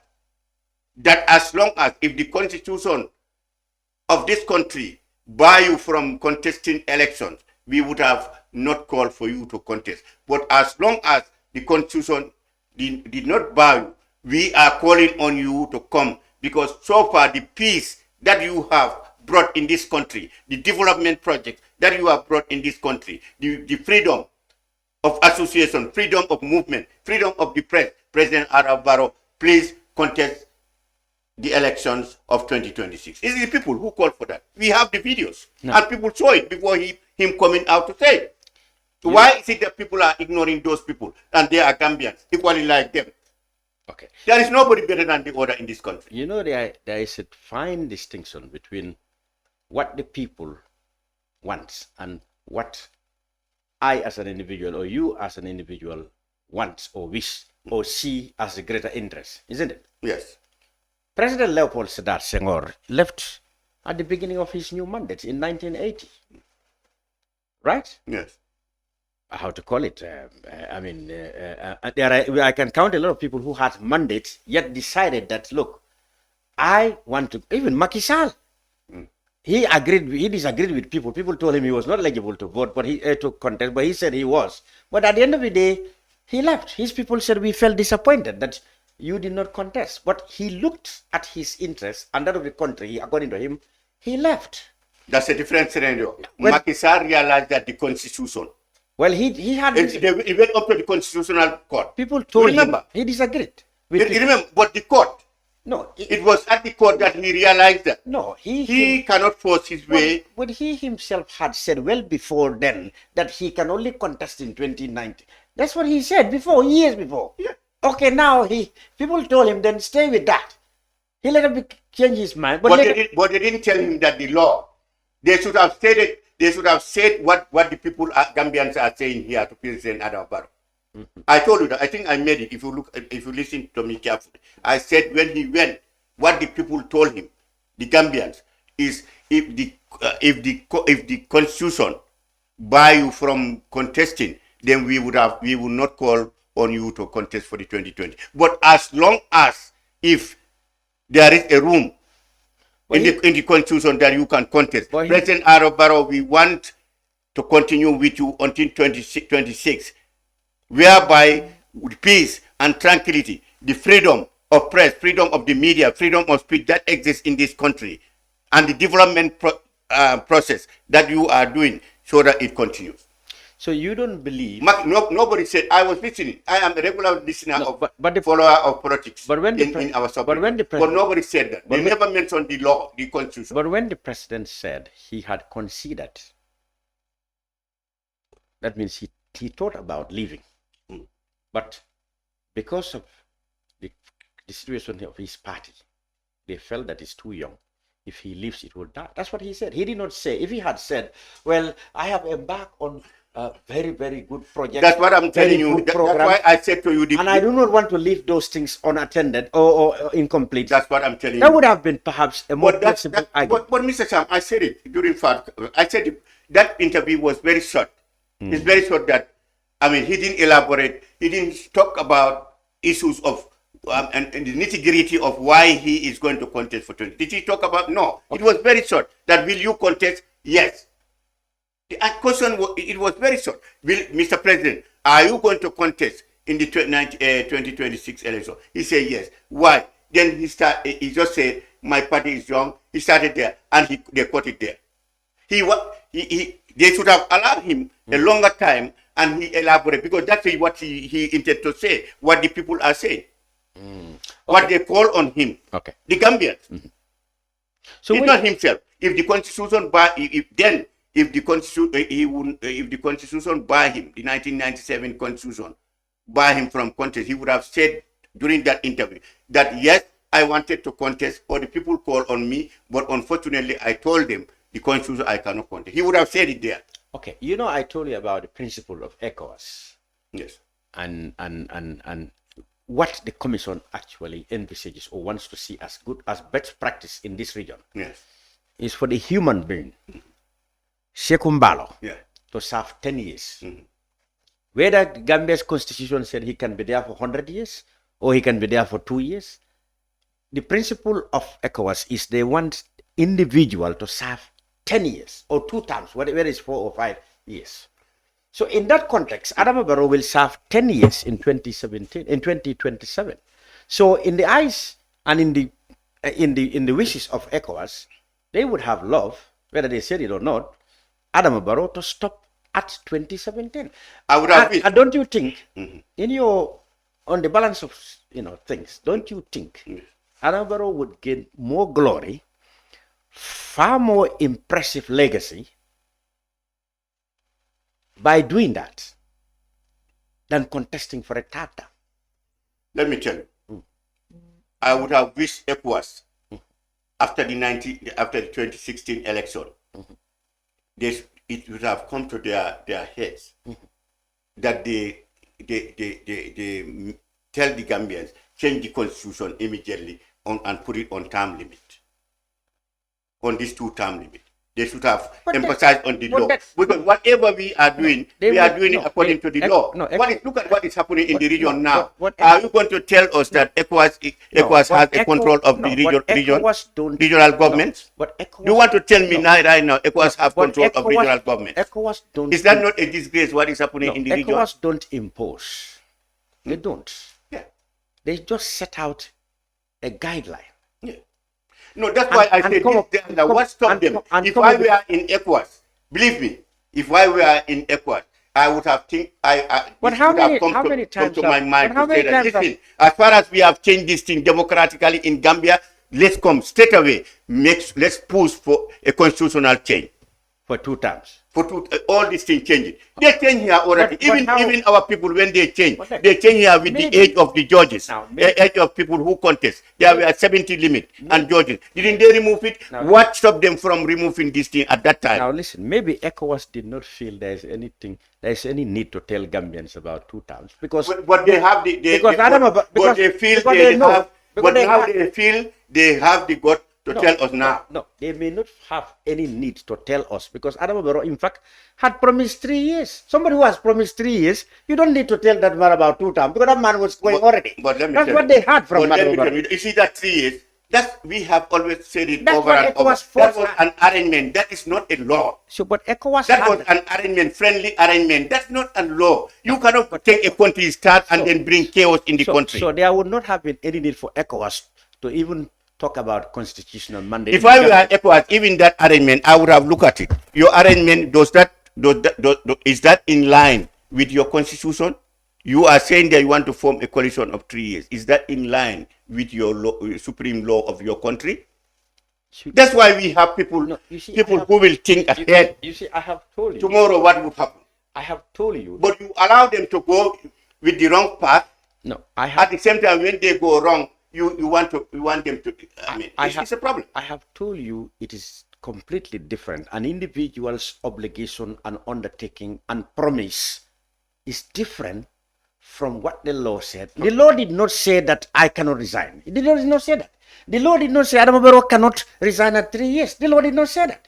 The law says, yes, if he continues to 5 years, he is not breaking any law. No, the law don't even say continue. No. The law say any elected, section 63 of the Constitution, You should serve for say 5 that years. you serve a term of 5 years. But the law did not say nobody can resign in between. Resign for what reason? No, You can the resign. law- No, the law say you can resign. A president can resign if you are incapacitated. No, if you Or choose, if you have mental sound mind. what about if you choose to? Ill sound mind. What about if you choose to, even without being sick? But somebody choose something because of a reason. What was the reason for him? Was there any good reason to resign? The law, He has good health. but the law did He not is say- capable. No. And the Constitution allows. People have. Why should he resign just because of people have a good friendly health. arrangement? No, because of what I promised. No, that is a moral issue. Well, he promised. That was a moral. That's not law. He promised. We cannot rule a country with that. We rule the country. You see, Mr. whatever he is Mr. doing, Mballow, he follows the if Constitution. you promise me, and tomorrow you said, well, I promised you, but because well, there's a moral issue. Now I have now. I'm not fulfilling it. So how do you want me to? No, I'm not pulling it. That is between, that means you feel disappointed. If I promise you, I mean tomorrow. Yes. I mean, Mr. Cham, I'll give you a car. Yes. Because I'm expecting cars. And if you promised, I'm expecting you cars got- to come. you got- Tomorrow you come to you me got and you cars. say, you come to me, I come to my pro. I say, unfortunately, the cars are not here. And I will see. Is that, did I commit a crime? No, it's different. Did I commit a crime? No, but that's No, not different. that's between us. We are friends. No. We made arrangement. I'll give you a car. No. That's different from the law say you sign this with Mr. Cham. But the By law, yeah. you have signed But the law did not say that you owe him this. If you owe him, or if you promise him in our constitution, if you promise in our constitution, you must give him a car. If you don't give him, you have violated the The constitution. constitution It's not there. said, the constitution said 5 years, but the constitution did not say anybody cannot resign. But resign for what reason? Because I promised that I will. That is moral. That is Mr. Cham. Get rid of that one. Promise. So you know, How many people are promising here? But if How many people Gambians are promising and failing? But if the Do president, they commit a crime? but if the president promise and fail, Let me tell you that. How many people in the Gambia here? How many people promise you and fail? Don't be honest. so much. So that. How many? You know, what is if I tell you how what many is an people exception? promise me, What should be an exception can be the rule. those are friendly at this thing. People promise me, and if they don't have it, unfortunately, or if they cannot do it, So the president promised to go, but unfortunately he changed his mind. they never change it because he People don't realized that the constitution allow him 5 years. He didn't know that. He didn't know that. Abandon it. He did not know that before. If he was going to, he's a friend. He was a friend. He said he's within his friends. They were friends. They discussed among political parties. A friendly arrangement. That is different from the With constitutional. the Gambian people or among themselves. Who sat down and arranged? Is it not leaders of political parties? Among themselves. Among the political leaders. Okay. Among them, I think. Yeah, but Was this done in regionally? Did they table this throughout the country? They agreed among themselves. Among leaders, political leaders, And came to us. political leaders, And came to us. and they table it at No, they a hotel. they came to us and said, well, we have agreed. Yes, But this is what we agreed. this is what we agree. They came to us. Yes. We voted them Yes, based on that. they agree they will be friends. No, Their friendship will continue.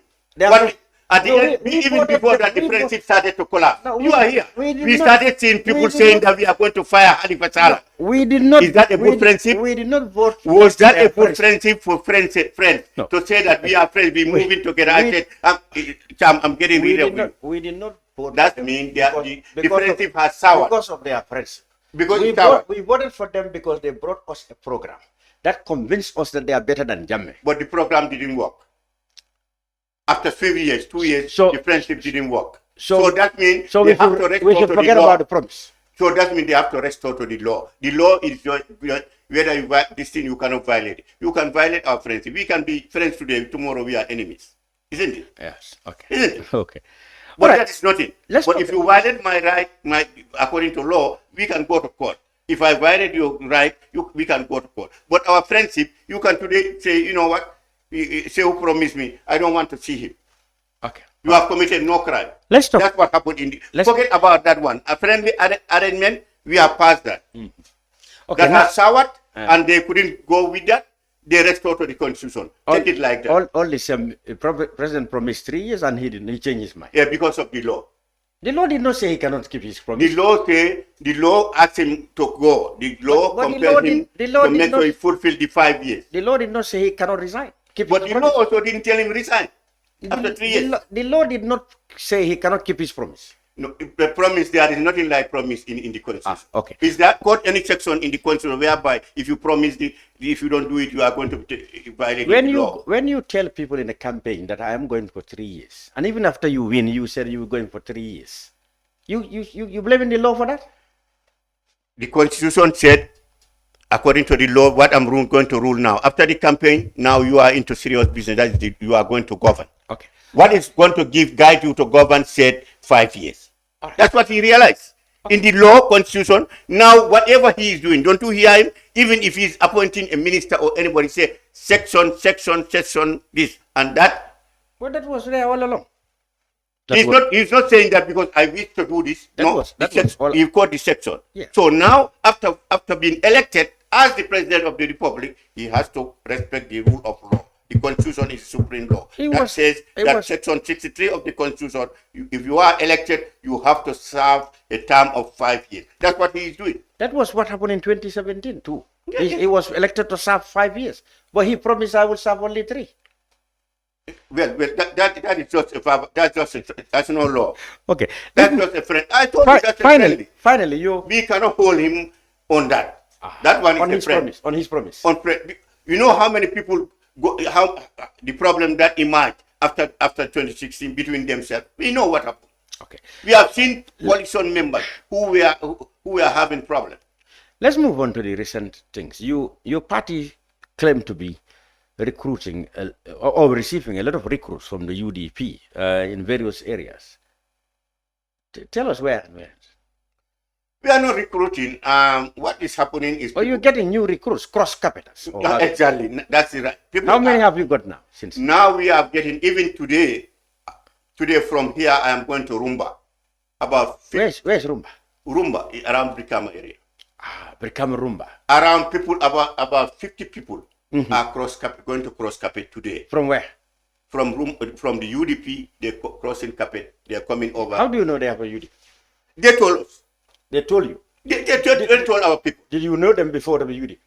They called Mamadou Sabari, special advisor Mamadou Sabari. They invited Mamadou Sabari. I told Mamadou Sabari their intention. Our intention is to cross Capet now because we have seen what the president is doing, what the NPP and they are known to the UDP. And we are satisfied with that. We were in opposition because we wanted a better Gambia. Now better Gambia is here. We are coming over. That's what is happening. And you know they are UDP. They are UDP. What do you make of UDP's claim that these are people who are either one, they are not actually key players in the UDP. They are not even important supporters, and the numbers are insignificant. They said this is a calculated campaign you are doing. Propaganda you are doing. That these people are not definitely, in fact, UDP key players. But Cham. Here, let us be genuine here. Who is a genuine key player? Who is more a genuine player than somebody who is voting for the party? These people have voters cards. They are voting for that party. Now they decided to change their alliance. Is that not a genuine somebody? No, they have voted in the past. They are saying that the people you are claiming, and one is a propaganda. They said. Now, anybody who wants attention or maybe wants some favors will just organize something, invite Saihou Mballow or Sabali and say, I am cross capital. Is Mamadou Sabali not? Mamadou Sabali was UDP. That one is a big catch. He was a commando. Yeah, that was a big catch. Is that not a genuine cross? Dr. Sise was a big catch. Is Dr. Sise not a big catch? A big catch. Huh? Yeah. But this one you are now dealing with. So you mean this one they are not big catch. Yeah, they say they are not big catch. They are small fish. Sabali and Sise. But small fish and big fish, are they not eatable? Sabali and Sise, yes. Are they not eatable? We eat both. They are both edible. We eat both. Huh? They are both edible. Okay. Big fish and small fish. We are catching small fish. People who are cross-carpeting and they have voters card. From a chairman, mobilizer village chairman, or a thing. We need them. They have voters cards. And they are going to campaign for us. So it's important and it's genuine. They are genuine to us. Of course. Okay. So what about your prospects for the 2026 presidential elections? We are optimistic. You were, in fact, I should begin by asking you were in Masembe in the recent by-election in Masembe. You told the whole world. Now, what happened in Masembe? We were defeated. How did you? They pick us up. They pick me up and throw me on the floor and drag me. Who did that? That's the UDP. That's What happened in we were defeated, all hands down. How did you lose? Well, the people didn't change that's their seat, actually. So we thought we will be able to change the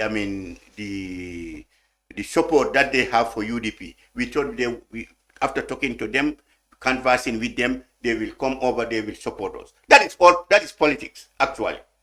That is politics. Everybody is doing that. Everybody is doing that. We thought that is their seat, that's UDP stronghold. Presidential, we lost. National Assembly, we lost. That's their area. Even the councillor, the late councillor, was a UDP.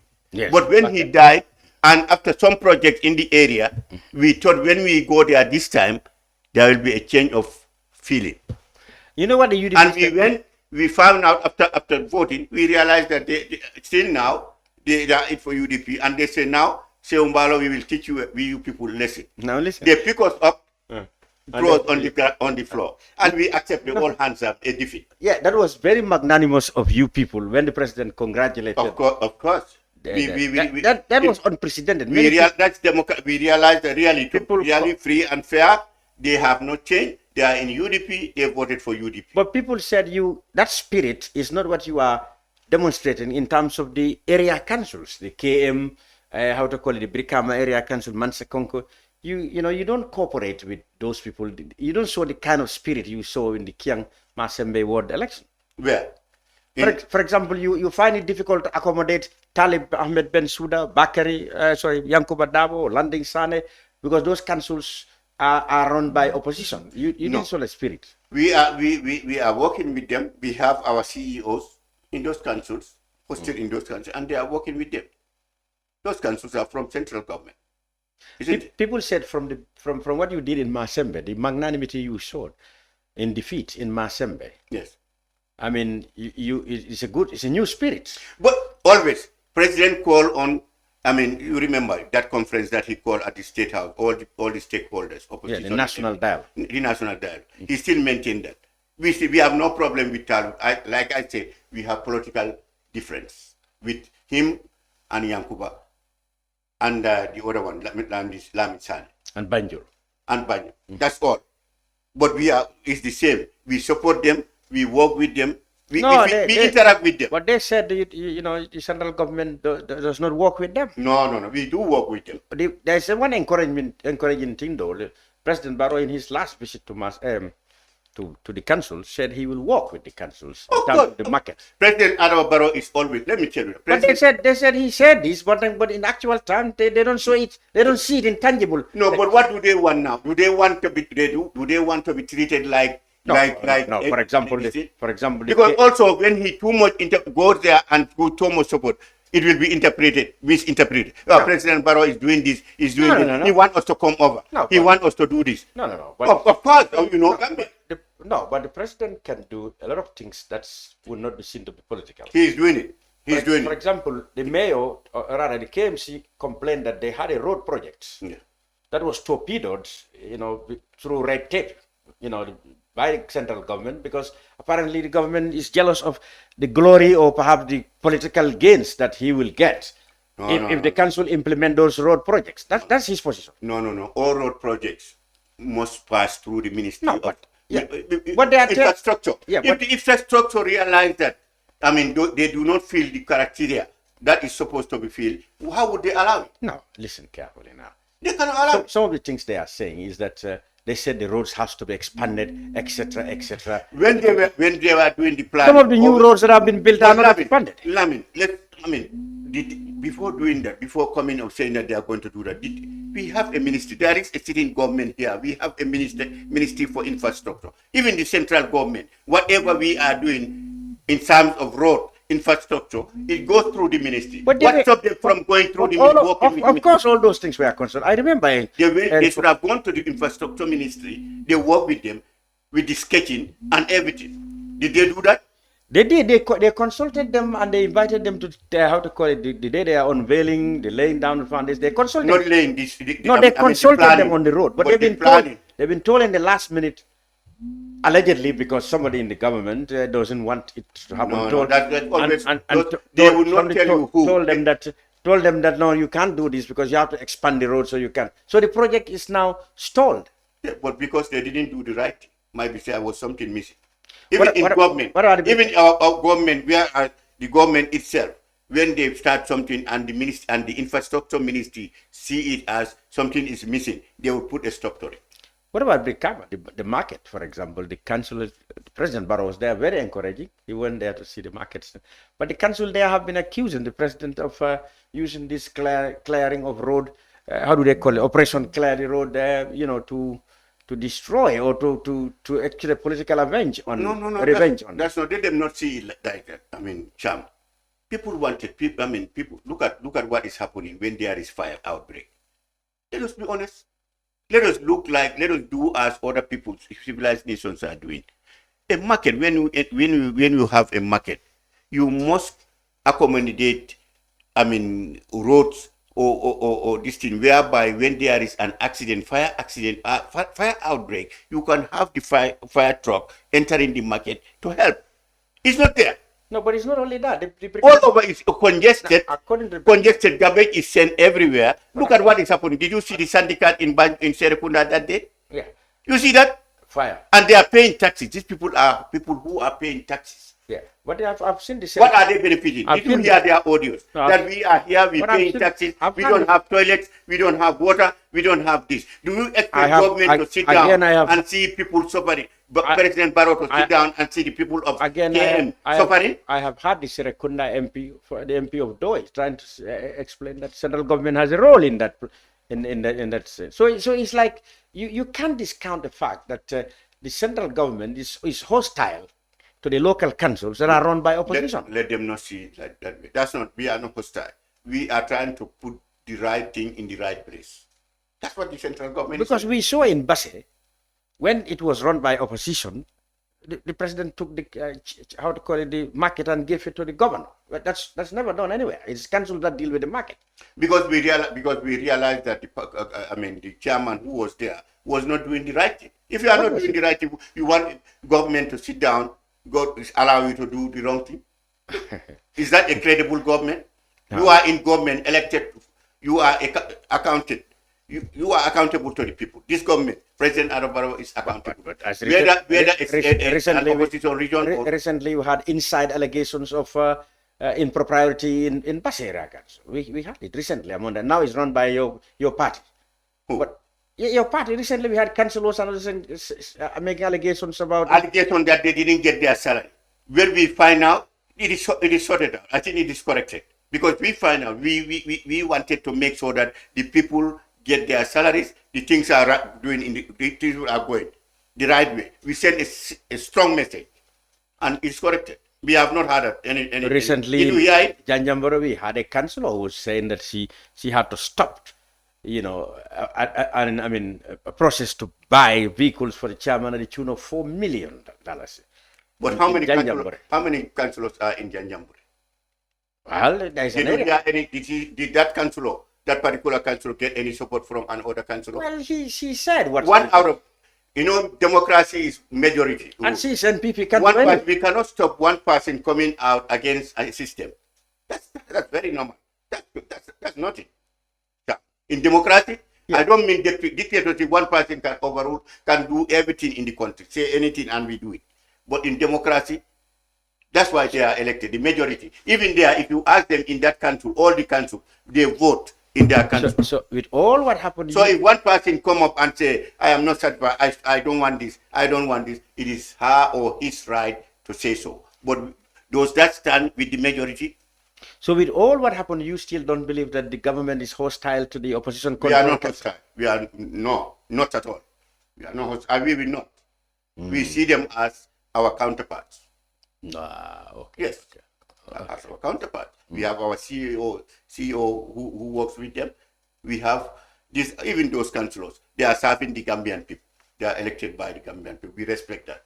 We respect all of them, from the chairman up to the last. Chairman was elected, and we respect the voices of the people of West Coast. We respect the voices of the people of Quem. We respect the voices of the people of LRR. We respect the voices of what's the name, Banjul. That's democracy. They are elected. That's why they are there. We cannot remove them. But you try to undermine them by appointing what you call area coordinators that nobody have ever heard of in Banjul and Cape. That is seen to be governors in disguise. No. Because you cannot do it constitutionally, so you appointed governors in the name of area coordinators. Why? I mean, you know why? Why is the need for area coordinator in Banjul? Area coordinators, that means people who are there, make sure that whenever we want something, we can call on the person to discuss with the person and agree with the person and implement the project that we want. But that warranted those coordinators. Even if the president, executive coordinators. If the president is going to, even where as the president, there were instances when the president come to Banjul, we don't have a mayor who will come. They normally say you don't consult them. For example, recently in Came, mayor said he held a press conference yesterday. He said the president's people did not inform that the president was coming there, even though a few of his staff were there, but they were not informed that the president was coming there. If they consulted them, they would have been happy to be there. They are the people running the councils. But the president chose to go with area coordinators. Well, the message must have, when he is going, normally message would go all across, that in that area, the people who are governing that area, all sectors, would be informed that the president is visiting, because, I mean, we want to hear. The mayor of Came said he was not, he would have loved to be there, but he was not consulted. Well, I don't know what happened, where the message, was not filtered. I don't know. But then I know it is very normal. And interestingly, the president said they will work with the councils to address the market. Okay, you can see that. He said that, yes. You can see that. So that means the president was expecting that the mayor would be there. Well, the area coordinators was with him, perhaps, but the mayor was not there. Well, if the mayor, some of our supporters might think that mayor don't want to come. No, the mayor made it clear that he was willing to go, but they did not tell him. They never put him in the picture. So the president preferred the area coordinators. So you see, this is why it is not fair just to get up and blame somebody, because you don't know where something went wrong along the way. This is like this. Okay. We cannot just get up and say the mayor didn't come, he don't want to come. Because now you are telling me he said he was not informed. But some who doesn't know might say that president went up to that place. Mayor himself was not there. People who don't know. Well, the mayor said he was not informed. Okay. Anyway, the Masembe result, the opposition are dancing with that result, thinking that it is now going to be now the phenomenon now that you will lose every by-election that comes. In Banjul, there is one coming. How are you preparing for that? You have thy word. Banjul, we are preparing. We are well prepared. Our people are working very hard, and we are optimistic. We are optimistic with Banjul that we will win that election. Did you hear the UDP running away from contesting there? You didn't hear.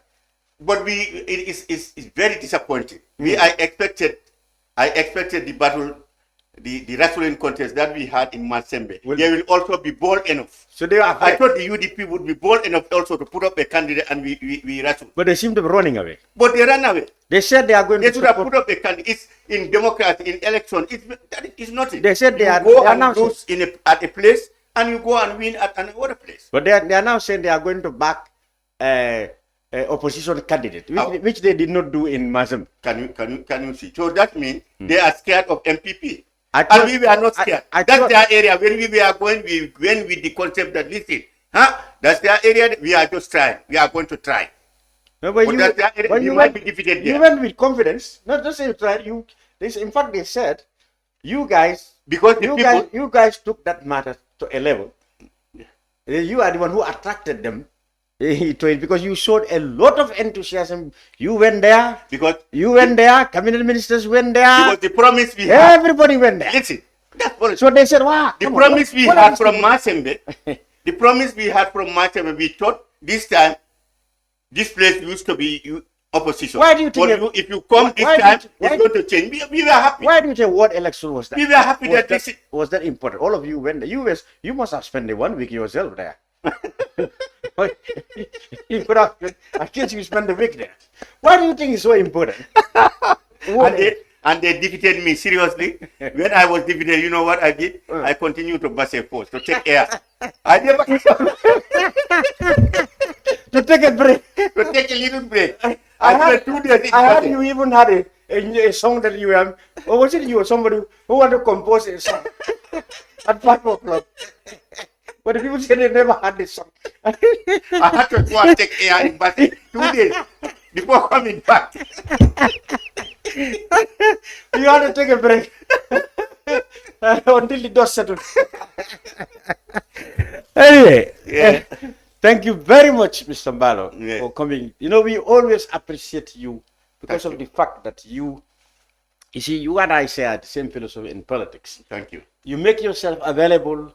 I mean, discussed, issues that has been said on the other camp and what your camp think about it. And this is cross-fertilization of ideas. And this is very much appreciated in a democracy. I cannot thank you. I don't have any way to profoundly, thank you for being a true Democrat that you have always been. Welcome. Thank you so much. Thank you also for inviting me, because you have, if you were somebody who would say, you know what, Mr. Mballow would not, even if we invite him, he will not come here. No. But all the time, whenever you have, your brunch or something, free time, you will invite me, to come here. And I am always available. Yes. Whenever I am free, if you don't see, if you invite me, I'm not here, know that I'm up to something. Otherwise, what I believe is, the good government cannot exist without the press. Absolutely. And we have to tell the story, the side of every side of our story. Every side should be told. Exactly. So that's why I'm always available, and I thank you very much. And for even I was surprised the last time Fat Pure has called me a friend. So I have a friend here now. But I told one time I said, Fat Pure, you are UDP. You are UDP. And what did you say? And we agreed. Well, you told her care UDP. Yes. You told her you are care UDP. And she said to me, Saihou Mballow, I am not UDP. I am a press. I am an independent press, and we agree on that. So that's fine. That's all. We are all Gambians. Absolutely. We can make this country better. Indeed. We can make our democracy better if we are tolerant. Absolutely. Thank you very much once again. Well, this has been the brunch. We will be back next week. Until then, goodbye for now. Yeah, thank you so much.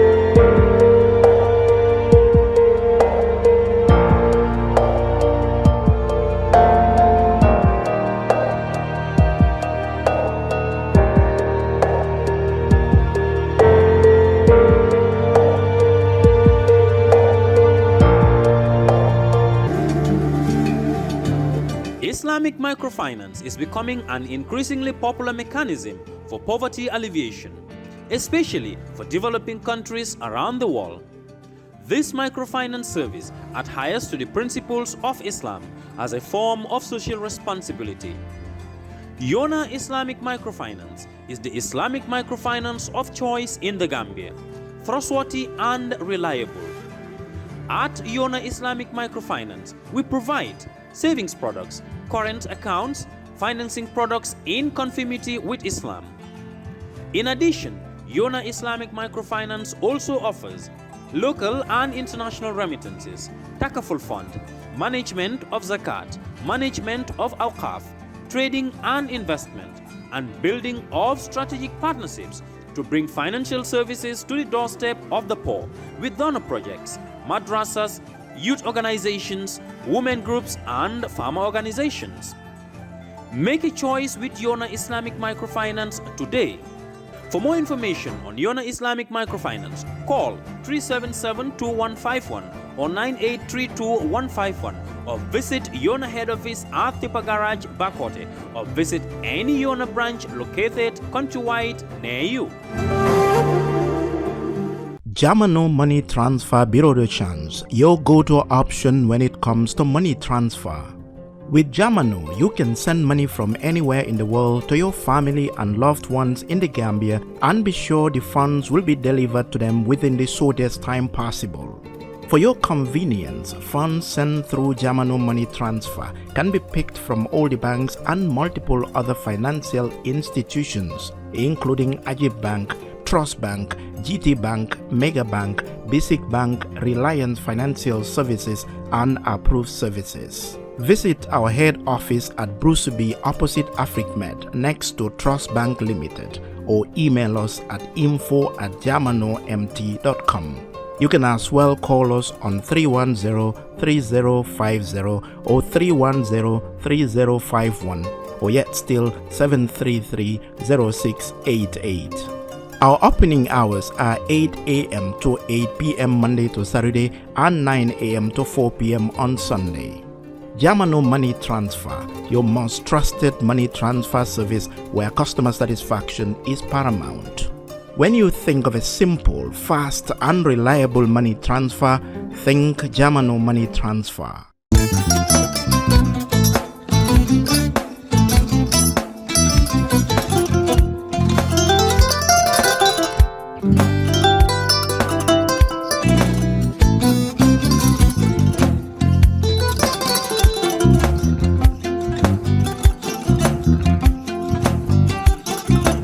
I get it. Mbijan aganya. Albaka. Mbaka important. Yo, nga transfer la sto. Ya transfer la. Ha, code nyingi. Okay. Nsila ID soto. Ha, sa soto. Sorry. I get it. Mbijan bro. Albaka. Mbaka. Bara alla service o tariya. Ah, mbare mo ki janna nun kunu bara tariya. Jannom yona forest de bureau. Gambia tonkon na no mbari ya bere. Birim koyna fo kato. Bari si kodo kino kato nim fo bolong blabe to. 56 branches mola soto Gambia jang. Ha? Gambia kono anin Gambia bantala bankol. Nko kono kiya bere. Kodo sifa fo falindiro fo nyaadi lafta memmen na kodi to poto nin kodi maraw. Jannom number 1 di nyonta. Andum fana nata anoda enterprise sotale. Wolam nyindi ko domorol fana kol fana be firale le dadi ma nin domorol ni fana beteat. Gambia dawda yalo ngam fa kendol sotale je. Wo moyo diat. Apelenta ni wo ka ni lafta nyelen kendol e bina. Yalo bu kanyi la ko la baraka ba. Yalo ndel chosano lo. Abaraka.